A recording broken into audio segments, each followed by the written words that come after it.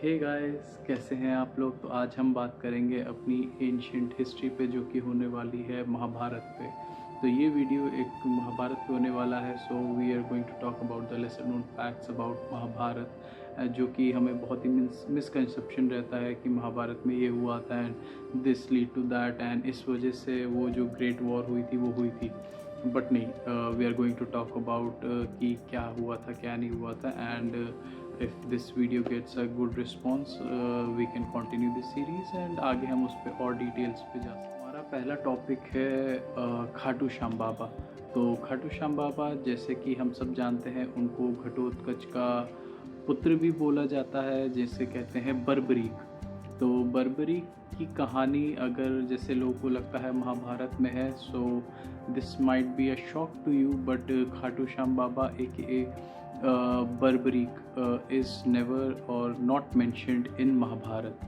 So Berberik is not mentioned in Mahabharat. Ghatotkach के एक बेटे का नाम ज़रूर मेंशन आता है महाभारत में, बट वो Berberik का नहीं होता है। तो Berberik की कहानी आती कहाँ से है? तो Berberik, जैसे कि हमने एक बहुत ही कॉमन सुनी होगी कहानी की, खाटू श्याम बाबा के पास काफ़ी यंग एज में उन्होंने काफ़ी तपस्या करी थी। उनको एक बून मिला था, एक वरदान मिला था 3 एरोज़ का, कि जिससे वो एक एरो से वीकर साइड को मार्क कर सकते थे, दूसरी एरो से स्ट्रॉन्ग साइड को ख़त्म कर सकते थे। तो कृष्ण जी के पास जब वो जाते हैं एंड कृष्ण जी जब उन्हें देखते हैं, तो कृष्ण जी फील्स लाइक कि जैसे रोज़ जो वॉर चल रही है हमारी, पर डे जो बैटल चल रही है, किसी दिन होता है कि Kaurav was on the weaker side, किसी दिन पांडव वॉज वीकर साइड। तो अगर Barbarik would be joining this war, तो इसका कोई भी सोल्यूशन नहीं निकलता एंड इवेंचुअली दोनों सेनाएं ख़त्म हो जाती।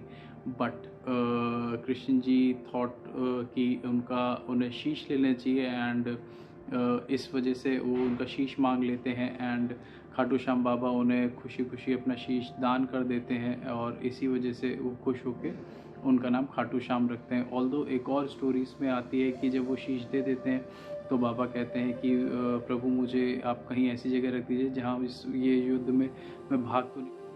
तो वो कहते हैं कि मेरा शीश ऐसी जगह रख लीजिए, क्योंकि मैं युद्ध में तो पार्ट नहीं ले पाया, बट मैं इस युद्ध को देखना चाहूँगा। तो एक हिल पे उनका शीश रख दिया जाता है एंड जब युद्ध ख़त्म होता है, सारे लोग उनके पास जाते हैं, क्योंकि सब कह रहे थे मैंने इतने मारे, मैंने उतने मारे, मैंने सबसे अच्छी लड़ाई करी, मैंने इससे अच्छी लड़ाई करी। बट जब कृष्ण जी कहते हैं चलो बर्बरीक के पास चलते हैं, उसने सब देखा है, उससे पूछते हैं कि आखिर किसने क्या मारा, कितने मारे। तो सारे पांडव जाते हैं, उन्होंने सब अपने अपने दे बोस्ट अबाउट देमसेल्व्स कि मैंने इतने मारे बर्बरीक, तुमने देखा, बर्बरीक मैंने इतने मारे, तुमने देखा। बट बर्बरीक का रिस्पॉन्स बहुत ही आई वुड से एक भाव विभोर होता है, मतलब भाव से भरा होता है। वो कहते हैं कि आप लोग पता नहीं क्या बोल रहे हैं, मैंने तो सिर्फ एक ही चीज़ देखी कि कृष्ण ही मार रहे थे, कृष्ण ही मर रहे थे। और इस चीज़ से कृष्ण जी बहुत ही खुश हो जाते हैं और उन्हें कहते हैं कि आज से तुम्हारा नाम खाटू श्याम से रहेगा, और आज तुम्हारी जो भी पूजा करेगा मुझे वो स्वीकार होगी, और तुमसे जो कुछ मांगेगा, जो भी कोई हारा हुआ तुमसे मांगेगा, वो तुम उसको पूर्ण कर दोगे, तुम उसकी सारी इच्छाएं पूर्ण कर दो। अगर अब महाभारत में खाटू श्याम जी नहीं आते हैं, तो ये खाटू श्याम जी का वर्णन आता कहाँ पे? तो एक्चुअली महाभारत के बाद कई सारे फोकलोर्स हुए एंड तो महाभारत के बाद कई सारे फोकलोर्स हुए, कई स्टोरीज प्रचलित हुई, एंड इसका मेन जो आता है बर्बरीक का, खाटू श्याम जी का, वो आता है विष्णु पुराण में, कुमारिका खंड में आता है। उनका चैप्टर है, if I am not wrong, 56 to 66, and mainly if you go by 60 to 66 आपको पता चलेगा बर्बरीक का मेंशन आता है वहाँ से।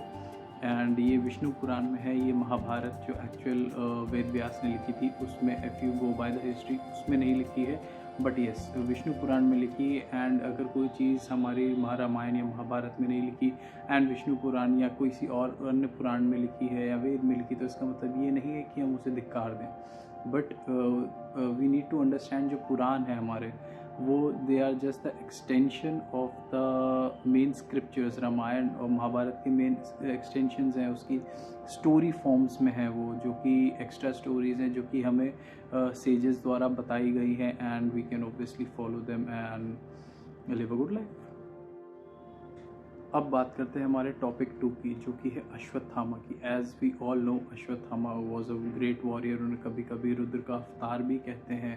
एंड उन्होंने क्या करा था, उन्होंने बेसिकली वॉर में पांडवों को मारने गए थे, बट पांडव नहीं मार पाए थे, तो उनको उनके बच्चे मिल गए थे, तो जिनको हम उप पांडव्स भी कहते थे, तो उन्होंने उनकी हत्या कर दी थी।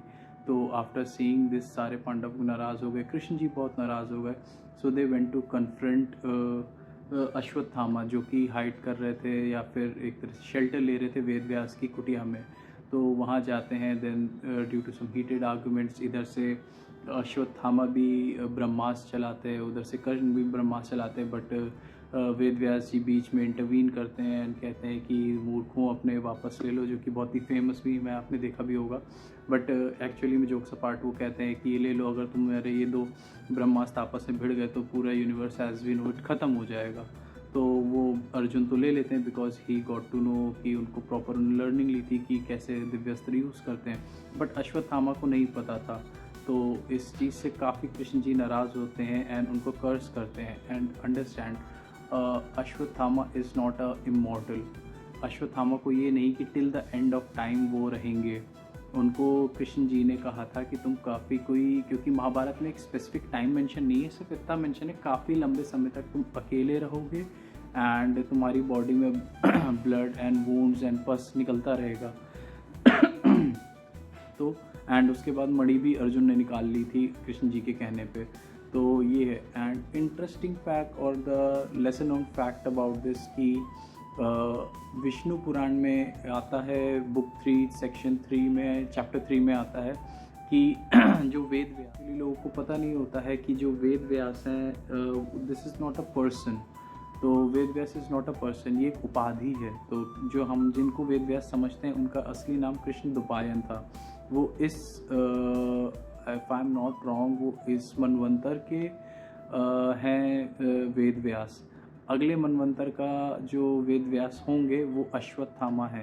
एंड ये मेंशन्ड है हमारे विष्णु पुराण के बुक 3 सेक्शन 3 या चैप्टर 3 में। आप देख सकते हैं next Ved Vyas would be Ashwatthama. Obviously इससे हमें ये सीख मिलती है कि if you do something bad and you repent it and there is something good in you. तो अगर आप अपने गुड को फाइंड कर सकते हो and if you try to overcome your bad deeds, तो आप भी एक अच्छी पोजीशन पा सकते हो। जो थर्ड टॉपिक आता है वो हमारा आता है कर्ण का। तो बहुत से लोग एंड आजकल कंट्रोवर्सीज़ में भी यूज़ करने लगे हैं हमारे scriptures to justify the caste system, जो कि कास्ट सिस्टम नहीं मेंशन है ऐसा कहीं, जिस पे हम कभी और बात करेंगे। But if you talk about Karna की, उसके कई सारे इंस्टेंसेस आते हैं कि कर्ण को परशुराम ने भी इसीलिए कर्ज दे दिया था because he was not a Kshatriya. जैसे कि मतलब अपर बॉर्न नहीं, he is a low born person. और जैसे कि कुंती का जब वो हुआ था स्वयंवर, तब भी उनको वहाँ पे मना कर दिया गया था पार्टिसिपेट करने से। तो लेट्स डिग इन क्या सीन है।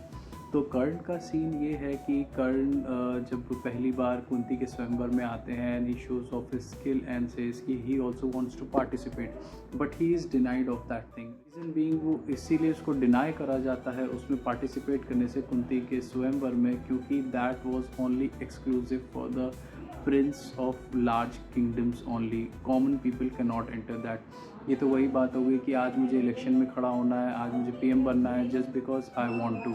No, you must have that qualification as well. ऐसे आप नहीं कर सकते हो। तो वही रीज़न था, उसको नहीं करा गया था। सूत पुत्र था और कोई रीज़न नहीं था, but he was not qualified, he was not a Nobel और समवन फ्रॉम रॉयल लीनिएज, इसीलिए नहीं।